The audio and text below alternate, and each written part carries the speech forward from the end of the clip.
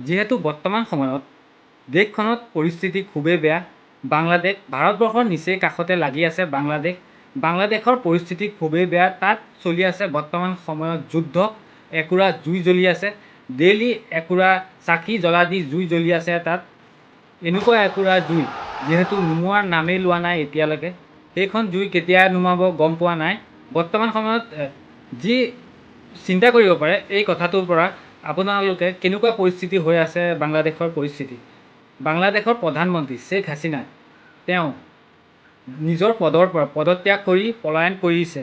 ইয়াৰ পৰা আপোনালোকে চিন্তা কৰিব পাৰে পৰিস্থিতি কেনেকুৱা গম্ভীৰ। আচলতে বাংলাদেশৰ পৰিস্থিতি গম্ভীৰ হ'লেও ভাৰতৰ পৰিস্থিতি বেছি কম সময়তে পৰিস্থিতি বেয়া হৈ যাবও পাৰে। কিয়নো বাংলাদেশৰ নিচেই কাষতে লাগি আছে ভাৰতবৰ্ষক অকণমান চকু দৃষ্টি দিব লাগে।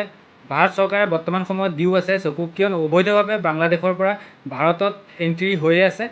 কিয়নো এজন বাংলাদেশী ইউটিউবাৰ, যিহেতু তেওঁ এটা ইউটিউব চেনেল আছে, তেওঁ ভিডিঅ'টো ডিলিট কৰিছে অলৰেডি।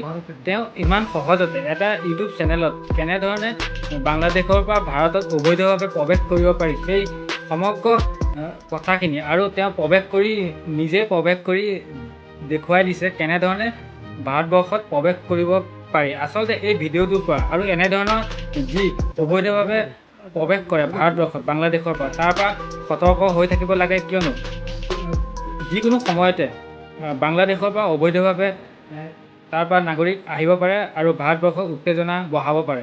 কিয়নো ইয়াৰ পৰা সতৰ্ক হৈ থাকিব লাগে। ভাৰতবৰ্ষখন শান্তিয়ে থাকক। কিয়নো তেনেকুৱা ধৰণৰ পৰিস্থিতি নালাগে কেতিয়াও, নহয় জানো। আৰু এইজন ইউটিউবাৰে এনেধৰণে আচলতে দেখুৱাইছে তেওঁ একদম সহজ উপায়েৰে দেখাইছে। কোনো ৰোক টোক নাই। তেওঁ ইমান সহজ উপায়েৰে বাংলাদেশৰ পৰা ভাৰতবৰ্ষত কেনেকৈ এটা বৰ্ডাৰ,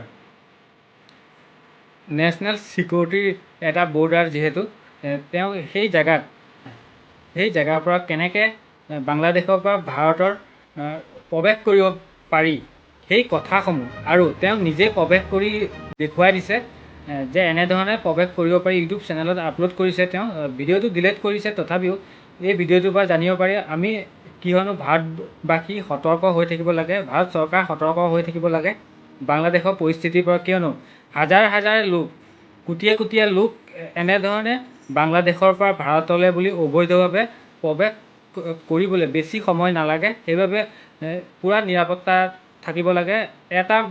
এটা পৰুৱাও যাতে বাংলাদেশৰ পৰা ভাৰতত প্ৰৱেশ কৰিব নোৱাৰে। আৰু ভাৰতবৰ্ষখন সঁচাকৈ বাংলাদেশৰ বহুতো নাগৰিক আছে বৰ্তমান সময়ত অবৈধভাৱে প্ৰৱেশ কৰা। তেখেতসকলকো কৰায়ত্ব কৰিব লাগে অতি সোনকালে।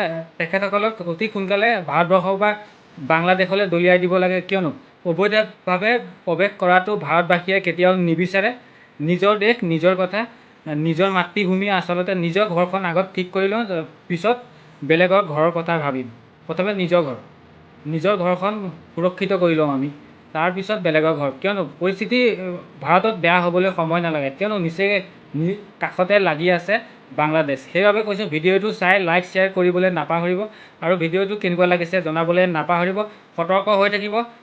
কোনো এনেকুৱা কথাত মাত নামাতিব যিহেতু উত্তেজনা সৃষ্টি নকৰিব, যাতে ভাৰতবৰ্ষত বাংলাদেশৰ নিচিনা পৰিস্থিতিৰ সৃষ্টি হয়। ভিডিঅ'টো কেনেকুৱা লাগিছে জনাব। কথাখিনি অকণমান মন দি শুনিব। ভিডিঅ'টো শ্বেয়াৰ কৰিবলৈ নাপাহৰিব। আজিলৈ ইমানেই।